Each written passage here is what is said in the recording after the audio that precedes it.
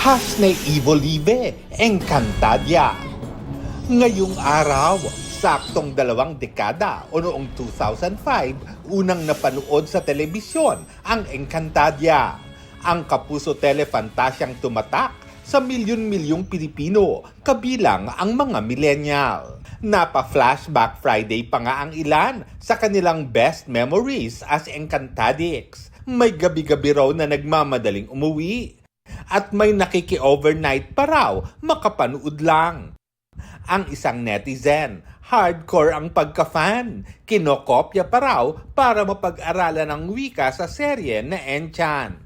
Di lang Encantadik sa salita, nag-aalasangre rin sa kilos ang ibang netizen na gumagawa pa ng sarili nilang sandata, brilyante at costume. Siyempre, memorable din ito para kay Diana Zubiri, ang OG Sangre Danaya.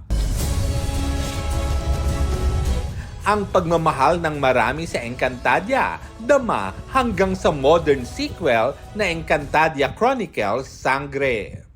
Ang mga bagong tagapangalaga ng brilyante na sina Kelvin Miranda, Faith Da Silva at Angel Guardian, mainit na sinalubong sa kapuso GMA Network.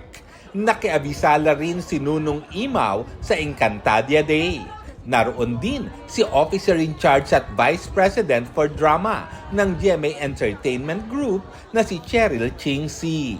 Happy 20th anniversary sa Encantadia. Napakalaking biyaya to be part of Encantadia Chronicles bilang isa siyang legacy ng GMA. Isang biyaya din siya para sa akin kasi tinutunin ko siyang parang iconic artwork eh. Kumbaga, nakatatak na yan sa puso at isip ng mga kapuso, ng mga Encantadics. To be finally part of it, talagang hindi ko ma-explain, as in no words yung, pero grateful, very grateful for it.